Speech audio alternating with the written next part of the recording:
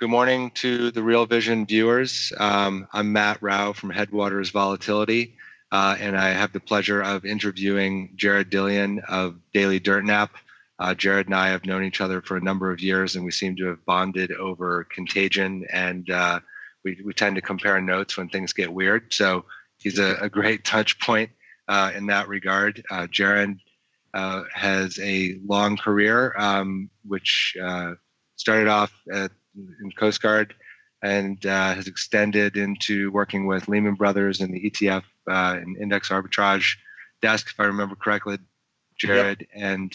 And he has now made a career and a name for himself in commentating on how ridiculous things get often in our industry. So I'm happy to be able to follow up on our conversation that we had stemming from Jared's recent article that he wrote for Bloomberg, and do it live here in front of the viewers for your benefit and entertainment to some degree.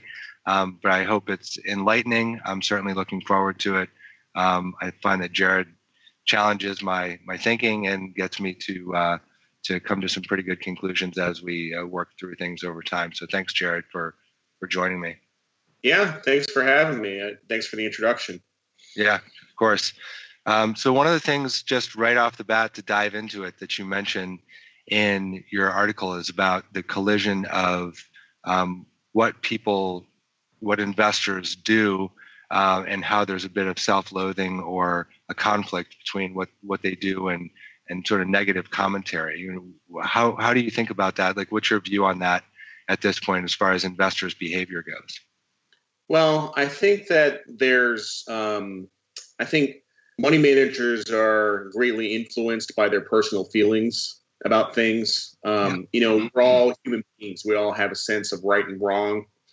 And, a lot of people who have worked in the industry for a long time and have seen the evolution of the Fed over the years, they look at what the Fed is doing with unlimited quantitative easing and the stimulus and buying junk ETFs and everything. And they say that this is socialism, this is bad.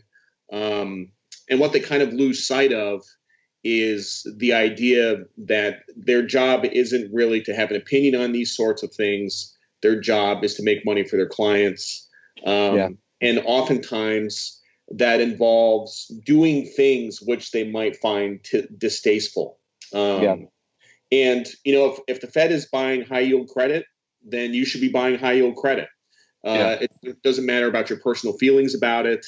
But if there's explicit support for an asset class, then it pays to play along with the Fed, and that's what you should be doing. But there's a bunch of examples over the years where people get caught up with their personal feelings about something. They say, "Well, I'm not investing in this because it's a bubble, whatever. This is a bad stock," and you try to divorce those feelings from what your actual investment thesis is. Yeah, I mean, I can remember in years past running convertible bond portfolios, looking at things like issues that had no takeover protection built into them, and making a loud protest to the underwriters that that's ridiculous. You shouldn't remove that protection for bondholders. We shouldn't buy it if it's not in there. And then the new issue pricing is 102 bid in the gray market, and you have a choice of going in at par or not. And you know what? You probably participate at par. So, I think that's an interesting topic, though, in an ESG type world, and even where we stand right now with the Sarbanes-Oxley and such. What do you think about things, like the zone of insolvency for companies where executives have of publicly traded companies under Sarbanes-Oxley have a fiduciary duty or a legal requirement to do everything that they can to maximize shareholder value. But in times of distress, there's a legal concept called the zone of insolvency, where the requirement of the executives of the publicly traded companies and other shifts towards defending assets of the company to benefit or to preserve value for debt holders. What do you see or think about that notion in a world where we've become so accustomed to the benefit of buybacks and and other shareholder-friendly things. Do you think that there's possibility for people to think about cap structures more broadly, or are we still more in everything is good for equity, you should do it and follow and chase? I still think we're at the point where everything is good for equity and you should follow and chase. It's funny, I hadn't really thought about the zone of insolvency until you mentioned it, and this idea that you would do things that are preferential for bondholders. But I don't think we're at that point yet. Although I will say that now that buybacks are probably going to be mostly disappearing, and that S&P dividends are probably going to be down about 40%. That these are shareholder unfriendly actions. Yeah. Now, but these considerations don't really have anything to do with capital structure. They have to do with really politics. Yeah. And the perception that companies would be rewarding shareholders during a time of crisis. So it's really about perception and politics. Yeah. But for sure, that's definitely not benefiting shareholders.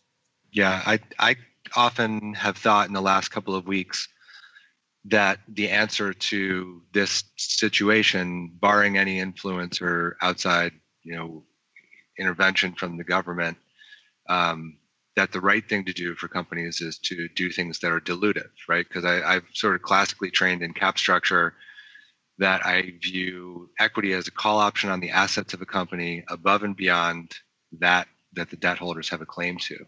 And it seems as though the behavior of the pricing is different for many reasons. But taken to its extreme, one thing where buybacks are concerned that seems ridiculous to me is, can you imagine if a company refuses to give guidance, yet they continue buying back their own shares? I mean, that seems to me to be a very risky move for companies, because if you're spending shareholder capital to buy back stock and you can't even issue guidance, there seems to be some sort of new level of ludicrousness. But I'm sure it'll happen. I'm sure as we sit here today, there are some companies with that.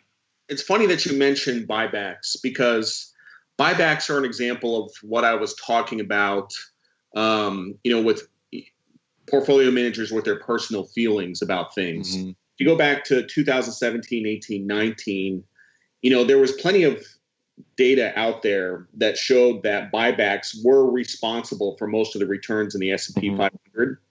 Yeah. And as a money manager, you could sit there and you could say, okay, we're doing $1 trillion in buybacks a year. This is rewarding people who are just long. Yeah. But that's not really what happened. People complained about it. They fought it. They said, I don't want to participate in this. And they severely underperformed the market for a period of about 3 or 4 years, as the buybacks were running about 800, 900, $1 trillion a year. So, yeah, I think you're right. And it's hard to argue that if times are good and executives of particularly publicly traded companies in this regard are doing what's best to maximize shareholder value, there's a pretty good, strong case to say that you should be doing buybacks even over dividends. I mean, I know that the dividend versus buyback case studies are an often debated point of business school theoretical and sort of engineering process. But to me, that the buyback wave has been the most recent chapter in sort of getting further and further out on the risk spectrum from 2008. And I guess if we walk it back to, Jared, where you and I sort of were in more constant conversation while you were at Lehman and I was running a highly levered convertible arbitrage firm, we saw things get fractured for various reasons in 2008. And then we've been sort of working back from that, in my opinion, since, where in 2008 there was secured debt was trading at a significant discount to liquidation value. Then you got preferred equity, and then you had various forms of other risk premia, as they're now defined, that were at different levels of cheap. And now it's about creating cheapness, and the buybacks are sort of creating scarcity value or cheapness in equity as we've moved further out here. And it seems that the step one of getting back to more normal times, I guess you maybe could say. I don't know what normal is anymore, but stopping buyback seems like a very rational thing to do. But at the same time, it seems like the U.S. government, Treasury, Fed is sort of starting in a slow motion LBO of the market. So to your point, if you don't like it, you can get a job doing something else. If you continue to manage money, you should probably play along. What do you think about the government buying high yield and us moving into that part of the market? Well, I think you and I are about the same age, and when I first got my job in the capital markets on the floor of the P Coast, it was 1999. Mm-hmm. And back then, interest rates were, Fed funds were 6.5%. There was no QE, there was no asset purchases, there was nothing like that. Yeah, and it was a very different environment. Fast forward to today, and we're talking about, it's one of the things I've been doing work on is we're about to issue $3 trillion in treasuries over a 3-month period. Yeah. You're going to have auctions in tens that are 100, 150, 200 billion worth of tens at the same time. Yeah. At 0.66% interest rates. And there's the possibility that people show up at these auctions because we have the only debt that is positive on a nominal basis, and the dollar has been strong.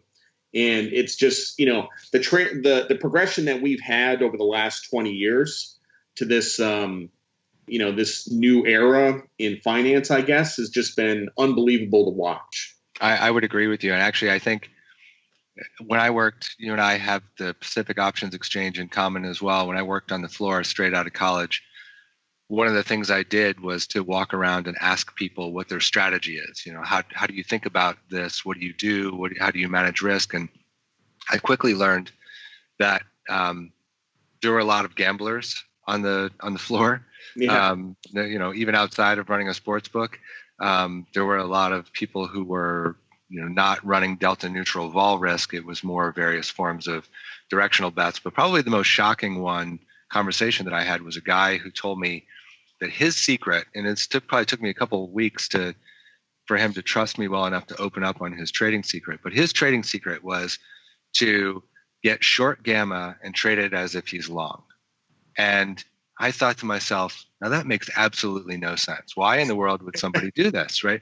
But the reality of the situation is that I didn't really understand or appreciate at the time is that he was basically identifying that his clearing firm had all the risk.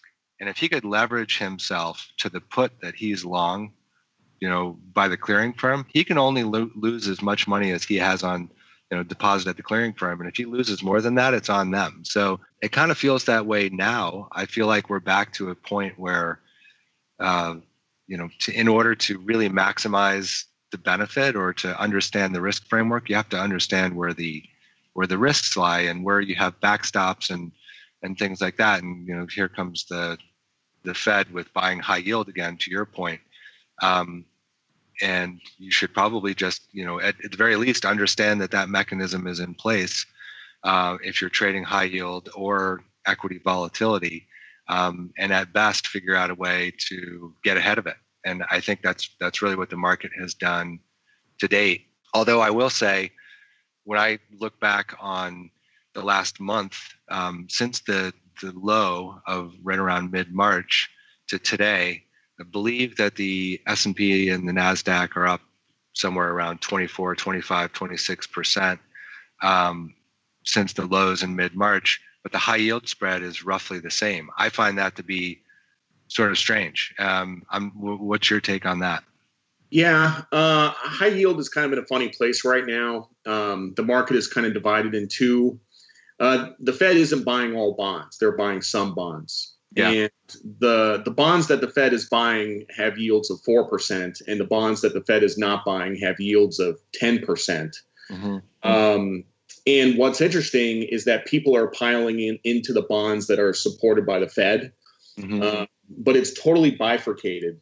And there's a lot of opportunity in some of these issues that, like just I don't invest in credit as on a daily basis. I jump into credit in times of crisis. I jumped into credit in 2002. I jumped into credit in 2009. Anytime you start getting nominal yields out to double digits, I start to get interested. Mm-hmm. So, obviously there's an economic bet here and about the virus and, how quick we're going to recover and stuff like that and how long the recession is going to be. But I think there's some opportunity in the stuff that the Fed is not buying. Yeah. Well, that's a good point. I think it seems very, I don't know if alarming is the right word, but to your point of your article, there are certain points in my career where I've become either irritated or personally offended by certain things that have been done or haven't been done. And the GM bankruptcy is something that I was intimately involved with that reminds me of that. I continually think about, well, what could come out of left field and just shock everybody? Crude oil trading negative is one. To your point about treasury auctions coming up, what would shock the world if we had a 10-year auction that went off with such massive demand for some reason that it traded at, a shocking rate or flat? Things like that, I think, will just cause people to be offended, shocked, otherwise caught off guard.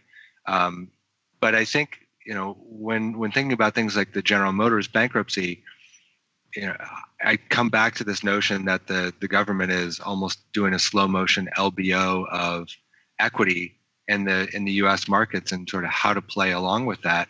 I have a hard time making sense of which companies are going to be allowed to fail and which ones aren't. I think that's probably the question that I have the fewest answers for. What do you think, if you were going to tell somebody your thought on, which companies are going to be allowed to fail and which ones aren't? What are the characteristics or the criteria of what goes into the friend of the government, bucket versus the not friend of the government bucket?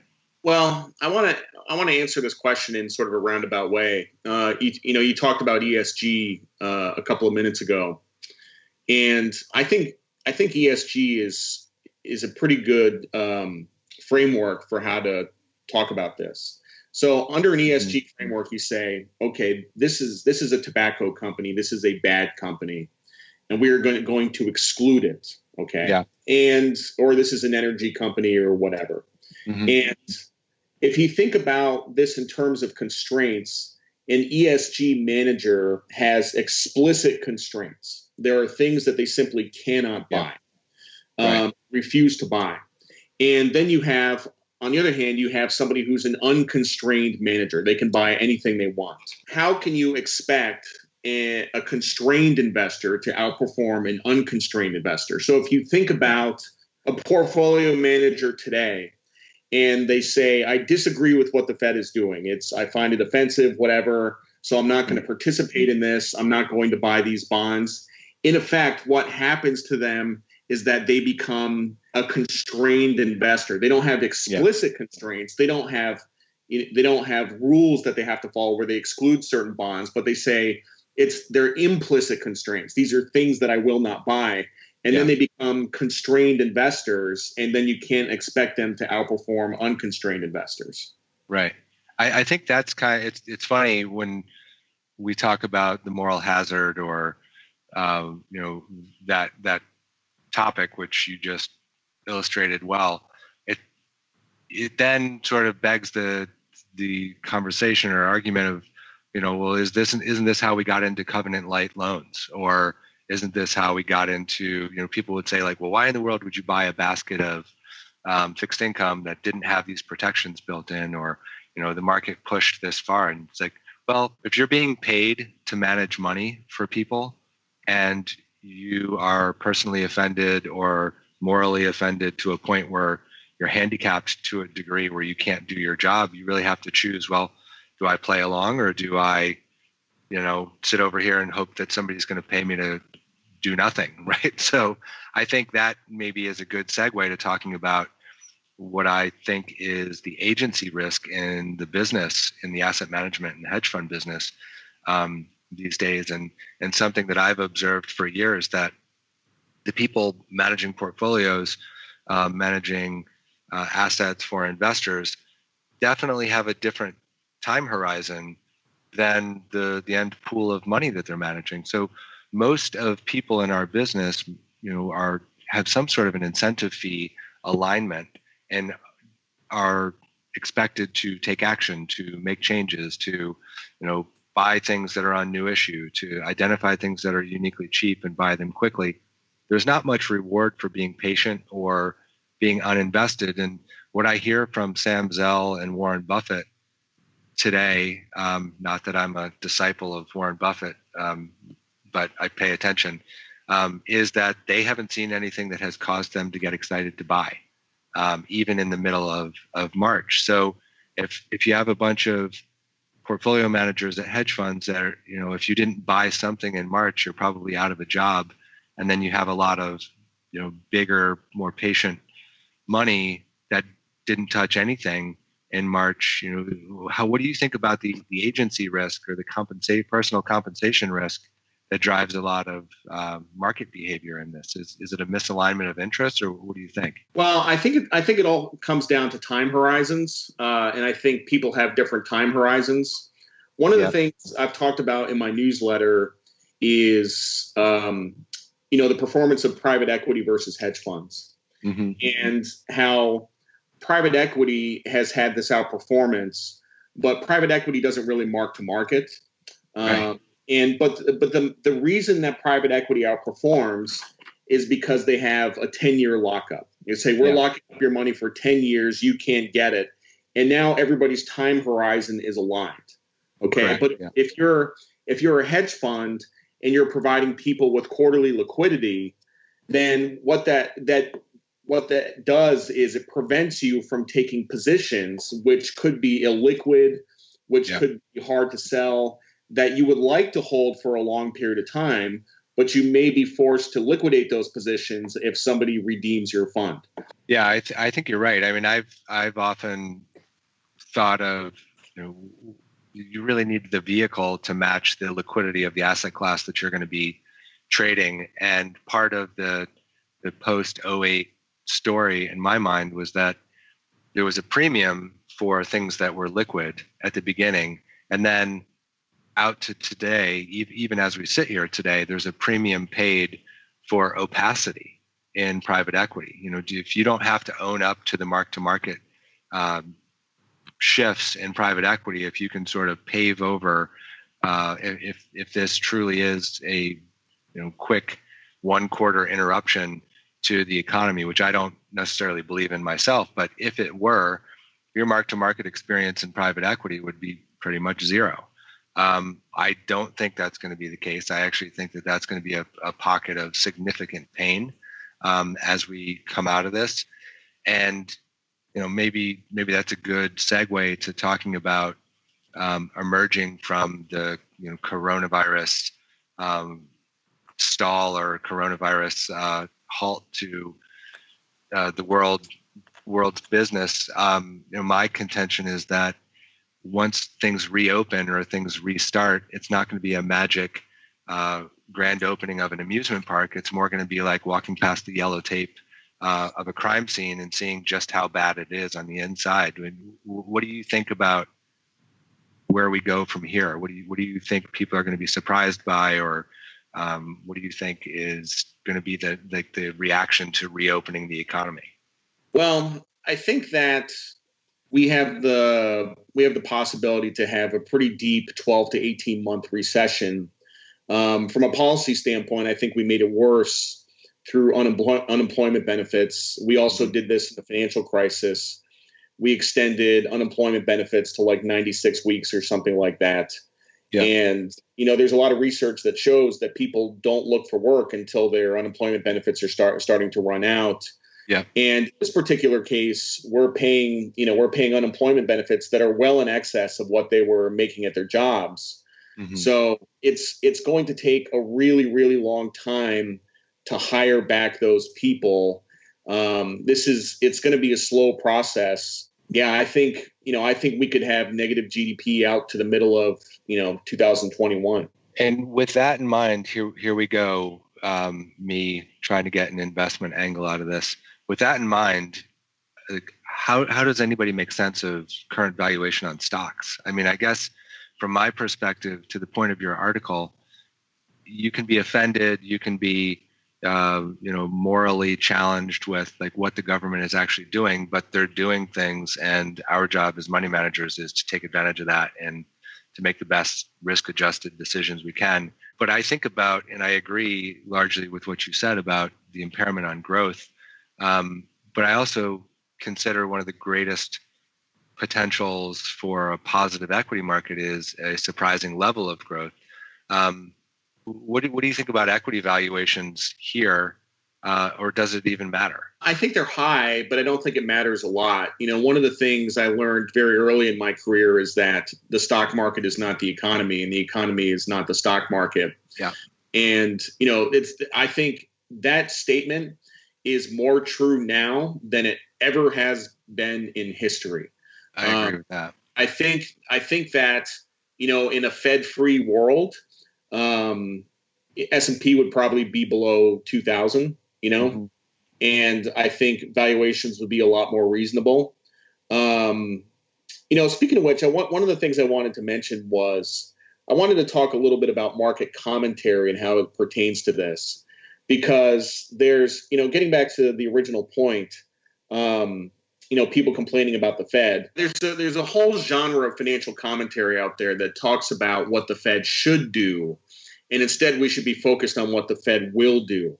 And they have a very predictable reaction function. I mean, the government operates differently from the private sector. And I worked in the government, so I know this. The government is motivated by different things. Mm-hmm. They don't have P&L. What the government tries to do at all costs is to avoid being embarrassed. Okay, that is the Fed's reaction function. They act in a way so that they try to minimize embarrassment. And if you knew that going into this crisis, you knew that the most embarrassing thing that would have happened to the Fed is if they actually allowed the markets to fail at this particular point in time. So, for the Fed buying credit, I think that was fairly easy to predict, and I think he could have made money off of that. Yeah, I think about it. Powell is pretty transparent, and he has spoken about in very direct terms that the Fed's position is a short vol position, that they've effectively shorted puts to risk takers across the market, and that the market has responded accordingly. And there's no reason to think that they're going to do anything different. So when people have asked me, well, what do you think about the Fed's reaction, the Fed's action? Is it vol dampening? And the answer is absolutely. Most certainly it is. It doesn't mean that the jump to zero probability for certain companies, to our earlier conversation, is removed entirely. It's not going to stem insolvency from certain companies. We're even today talking about Hertz potentially filing for bankruptcy and accessing that path. But I think you're right. I think it does.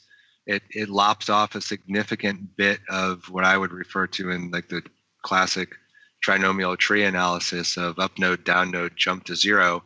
The jump to zero for the market is effectively not there. It's funny when you're talking about the government, me being raised in a government household as well, that avoiding embarrassment at all costs. Maybe this is why the whole contention between, or nasty relationship between the U.S. Postal Service and Amazon exists, because Amazon's killing it on doing this and effectively arbitraging the Postal Service right in front of a lot of people's face, and people don't like it. And maybe the biggest difference is retirement benefits and legacy liabilities, but that's a whole nother conversation. I think the best way to understand this is a light bulb went off for me about a week ago. Somebody mentioned this to me in an email.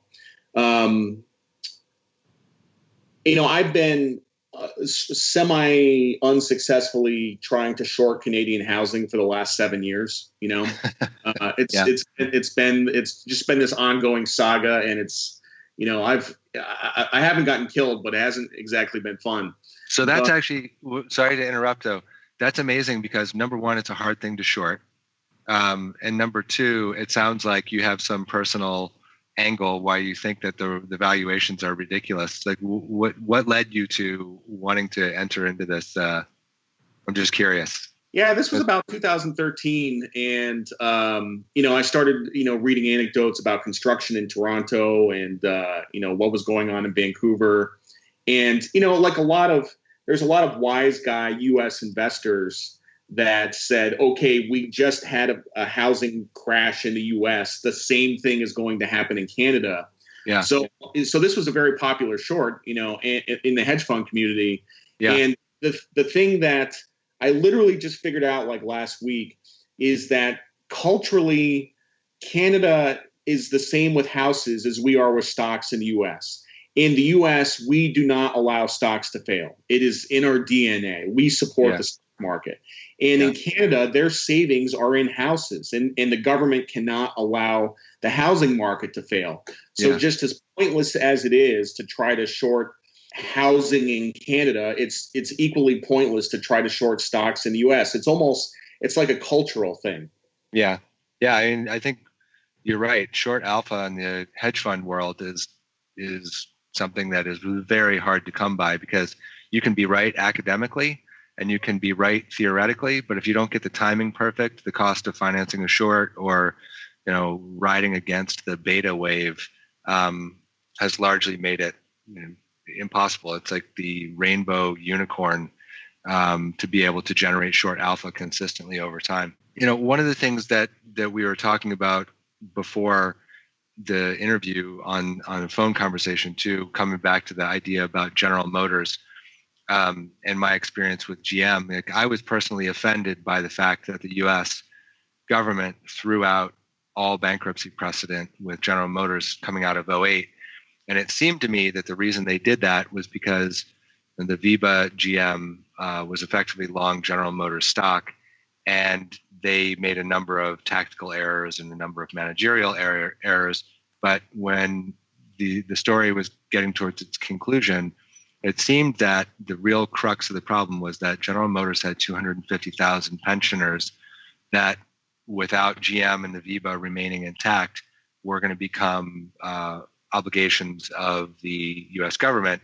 And so they opted to keep the company alive and to prop them up in ways that legal precedent wouldn't have dictated prior to that, simply because it was cheaper, easier to keep the pensioners serviced, if you will, by the pension plan of GM. Do you see that sort of system-wide right now, like keeping companies intact in functioning, supported by the government as a way of managing the population? Because it becomes a bigger problem if we get a series of failures. Or what do you think, to your point of Americans loving the stock market like Canadians love housing, what do you think drives the desire to prop things up?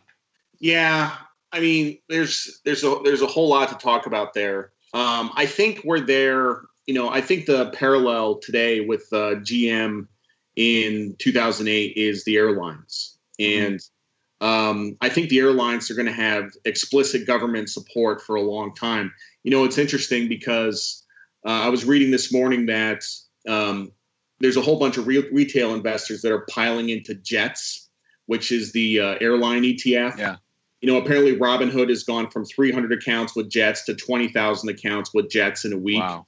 And they've had like 480 million of assets go into that ETF. So people are trying to pick a bottom in airlines. I guess what I would say to that is the airlines are going to trade away a significant amount of upside in exchange for this support. Buying airlines at these valuations, I mean, like the airlines are not going to be allowed to fail, but all the upside is gone. All the upside is absolutely gone.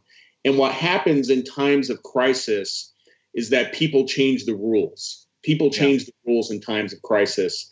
And just like your experience with GM in 2008, this is what bankruptcy law says is supposed to happen. All the rules went out the window. I mean, we changed some other rules back then. We banned short selling of financials, So that's just what happens in times of crisis. Yeah. And I guess that's the ultimate question to the point of your article is, you can be offended, you can be outraged by certain things, and you can write about it, or you can refuse to participate in the market, but that's sort of futile. So what rules do you think are going to get changed now outside of the Fed buying high yield bonds? Like if we had a crystal ball and we could say, okay, these rules are going to get changed and that'll make all the difference. Do you have any conceptual or specific ideas of what rules you think are going to be changed? Yeah. If you could tell me first before we put it in the interview, that'd be awesome. I don't know about the federal government, but I can tell you that the Fed has two things left that they haven't done, and they're saving that for when things really get bad. And one is negative interest rates, and one is buying equities. Yeah. The Fed has said that they don't want negative interest rates, but they have left it open as a possibility. And everybody says they're against negative interest rates until they're for it. So I think that's a possibility at some point. Maybe to steepen the yield curve. And the other possibility is, buying stocks, which, I think if let's just pretend we had a second wave of infections, things get worse, we have another lockdown, 100% chance we'll retest the lows. And that's probably when you actually have the Fed buying stocks, just like the BOJ does in Japan. Yeah. So those are the two things that I think could happen at some point in the future. Yeah. It seems like, to your earlier point of the upcoming wave of auctions that we have, the classically trained supply demand thought would be, well, that's a lot, so the yield's going to have to be higher. But the cynic in me is often coming back to, well, whatever the pain trade is probably what's going to happen. So similar to crude oil trading negative recently, wouldn't it just floor everybody if the massive size in a 10-year auction went off at a zero yield or slightly negative? I don't necessarily think that that's going to happen, but at this point, I guess I'm conditioned to not being surprised by anything. What do you think, for the Real Vision viewers and for myself, what's your take on covering the markets going forward for your newsletter and for the things that you see as being important to pay attention to? I mean, I've got a few that I can share in a couple minutes too, but I'd be curious to hear what you think the next chapter looks like. What's the summer look like? I'm actually working on that right now. I'm really good at investing in a crisis. So during the period we just had, I've actually done pretty well. But one of the things my newsletter on Monday, the title was "Out of Ideas."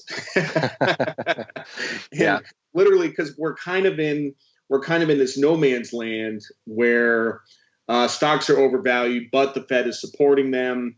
Yeah. The upside is gone for a lot of stocks, but the downside is truncated. So I'm trying to figure out what that next big opportunity is, and honestly, I haven't come up with it yet. I would love to see, to your point of airlines, number one, I think you're right that the upside is constrained. I mean, there's been a revolving door for bankruptcy for airlines as long as I can remember. And I often come back conceptually to what's the difference between keeping a revolving door open for bankruptcy for airlines and Amtrak, right? Amtrak exists because private entities couldn't run it at a profit, but the government decided it was important enough to the economy and to the infrastructure to maintain it. So it's now run like the Postal Service without concern about profitability. A revolving door in bankruptcy is similar, I guess, from a funding standpoint, other than you get equity investors to routinely throw money in it again, and then they get restructured every 7.5 to 8 years or something like that. But it seems to me that if you're going to give people a put, just coming back to my volatility strategy and my background, if you're going to give people a put in the form of supporting the equity market, you should demand something in return for it. So the idea of companies issuing warrants to the U.S. government, which would cap the upside in exchange for some form of downside protection, seems like a logical spread trade. Do you think that even just outside of the airlines, that we'll see other companies issuing warrants again to the taxpayers, to the Treasury or to the Fed? Do you think that's the type of structure that we're going to see more of, or do you think that we just see continued support of high yield and equity pricing with no requirement on the upside? I think that depends on the political environment. I think you're unlikely to see that if Trump is president. You might see that, in a different administration. Yeah. But I will say that, one of the things I fear about the airlines, I've been flying for a long time. I've been flying since I was a little kid. My parents were divorced, and I used to go back and forth across the country. And in 1981, a plane ticket from New York to LA round trip cost $700 in 1981 dollars. Wow. And in 2013, it cost $250 in 2013 dollars. So basically, costs were very high in a regulated environment, and then we deregulated the airlines, and prices came down for everybody. And my concern is that we're going to return to previous levels of intervention in air travel, and it's going to get expensive again. We're going to re-regulate the airlines. That's my concern. So yeah, it seems that way. I mean, anecdotally, the immediate response seems that way. And I think just this morning, Virgin just announced that they're going to no longer fly out of Gatwick, I believe, and that they're cutting 25% of their staff. And United is laying off a number of people and forcing a lot of reduction. So if that's happening in the airline industry, I find it hard conceptually. This is where I get on the verge of, I have a great idea, but will the government actually let it happen? Why wouldn't that happen in energy? Why don't we let the sort of free market take over in energy? Or is the energy industry in the U.S. Crucial enough to our independence and to the national identity that we save it? Do you have an opinion on energy as a sector? Yeah. Once again, I think that depends on the political environment. I think under the Trump administration, energy's considered to be of strategic importance. Yeah. I think under a different administration, it might be considered to be sort of an ESG problem. Right.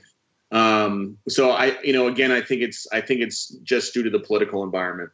Interesting. Well, one of the things that I have come back to, I mean, early on in my career, there was a story that went around about an interview question where the question was posed to the potential job candidate. There's a button on your desk, and if you hit that button, $1 million is going to fall out of the ceiling onto your desk, but a random person somewhere in the world is going to drop dead. Would you push that button? And if so, how many times? And the read through to this was obviously, how much of a savage is the person sitting in front of you? How do they think about, risk reward?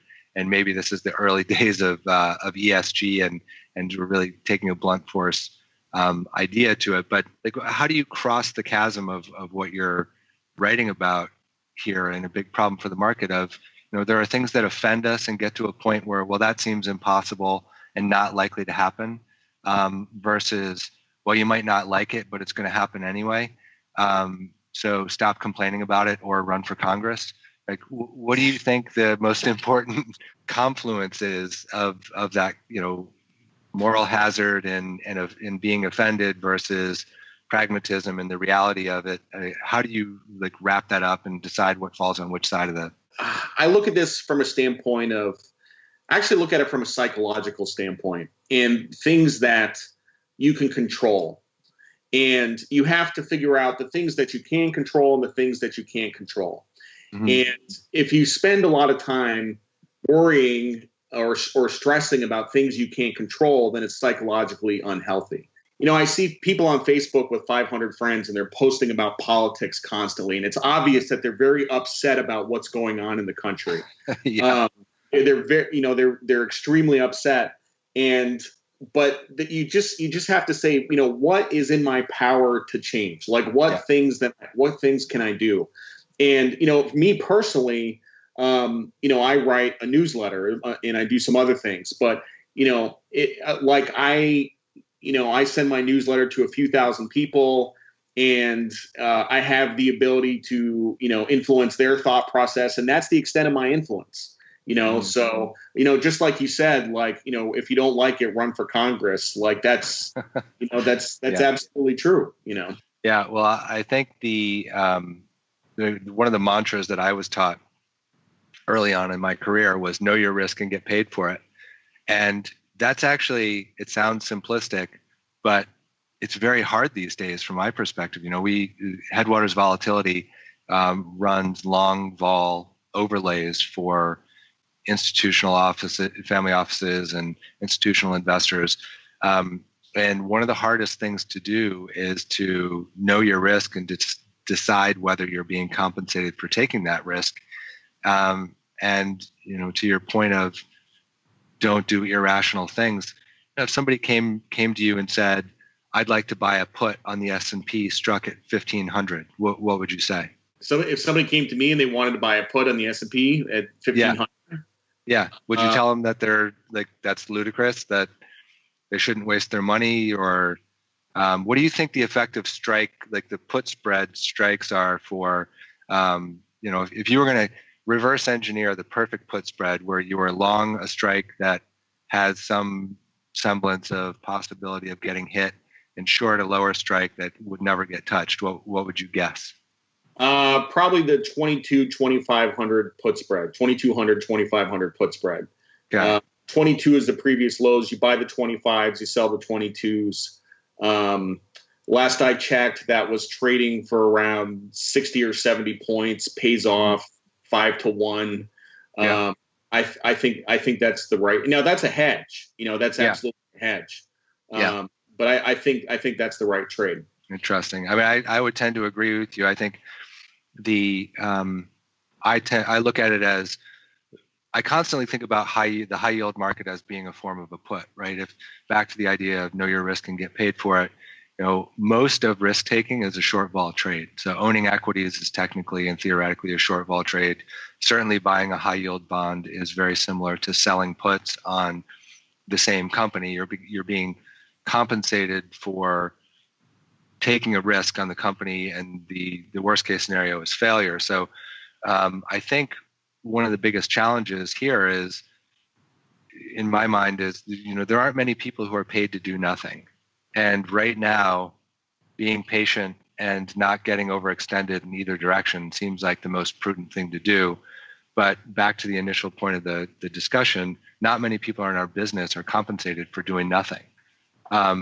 So what do you think the best course of action is from your perspective? If you're, is the best form of being proactive, sitting still and being patient for a little while? Or do you think that, if somebody said to you, I have $100 million and I'm 50% invested, what would you say to them about that? Well, the second question, I would try to put somebody in an asset allocation. Again, it depends on your time horizon, but if this is long-term money, I would put you in an asset allocation that makes sense over a long term. I've thought about this concept that there's not a lot to do right now. Yeah. And I've actually thought about short vol trades at this particular point in time. You're kind of getting paid to do it. It's not easy for me to execute on the fancy stuff, but I'm actually considering selling a strangle at this point in time, which is something I never do. But just the fact that I'm considering it, I think, is kind of interesting. But I think that's right. And people ask me frequently, what do you think of the VIX at 32 versus 40? VIX of 32, I tend to turn this into practical terms. Like, well, what does that really mean? It's sort of a weird barometer where people don't necessarily often think through to, well, what is that really telling me? And one of the most easy to understand practical touch points is, okay, the VIX looks at roughly 30 days forward implied volatility on the S&P. And it has some sensitivity to put skew and others. But in practical terms, if you look 30 days forward and you say, okay, the VIX is where it is. What are the other conditions of volatility that I can observe? One of them is the at the money straddle, right? Like if you have no opinion if the market goes up or down, and you buy both the call and the put at the money, how much does that cost you in dollar terms? And then what type of a move do you need in the S&P to break even, right? So what's in sports gambling terms, what's the over-under on the move? And so right now, the over-under on the move for the S&P with the VIX sitting here, going from memory, is roughly 7%, maybe a little bit over 7%. And if I think 30 days forward, in considering what we've been doing in the market routinely here, I have a hard time selling that. I don't necessarily know if the market's going to go up or down 7%, but if I had to take the over or the under on displacement or distribution of the S&P in 30 days, I would bet it's going to move more than 7%. But I'm a long ball guy, so that's my predisposition, I suppose. I think that's sort of the crux of it is, do you do nothing? Do you hedge? Do you, don't bother hedging and remain underinvested? And I think that's probably the biggest challenge for everybody to try to pick through is how to make sense of this and, get compensated in the long term. And I will say one thing I hear frequently from people, particularly the large pension schemes around the world, is that the enemy of long-term compounding success is short-term drawdowns. And your point of knowing the time horizon is a crucial one. If you have a decade plus, you can weather some downturns and stay invested. If you're closing in on retirement and you need that money for bills that are going to need to be paid in the next couple of years, have a different tolerance for taking risk. And I think, to me, that's the big moral hazard of the Fed, is if the policy pushes a bunch of people into risk positions that don't match up with their own time horizon, but they have no other choice. That, to me, is probably the biggest moral hazard in a lot of this. But I think, we could talk for hours on this, and we do, and I look forward to continuing the conversation. Jared, anything else you want to close with before we wrap it up? No, I don't think so. I mean, this is obviously a pretty exciting time, and I'm definitely glad to be talking with you today. It's good to reconnect, so appreciate it. Likewise. Well, look, we have to have something outside of a market contagion or blow up to bring us back together to share ideas and talk more often. But thanks to Real Vision for having us on, and would love to do it again sometime in the future, and maybe in the doldrums of summer when we're trying to figure out how things are going to shape up coming into the next flu season. We'll have reason to get together on TV again. But thanks, Jared, and thanks Real Vision for having us on. Be safe, know your risk, and get paid for it. And hedging is not an enemy, but sometimes you should just not own the underlying asset instead of paying to hedge it, I guess would be my advice. If you're ready to go beyond the interview, make sure you visit realvision.com, where you can try Real Vision Plus for 30 days for just $1. We'll see you next time right here on Real Vision.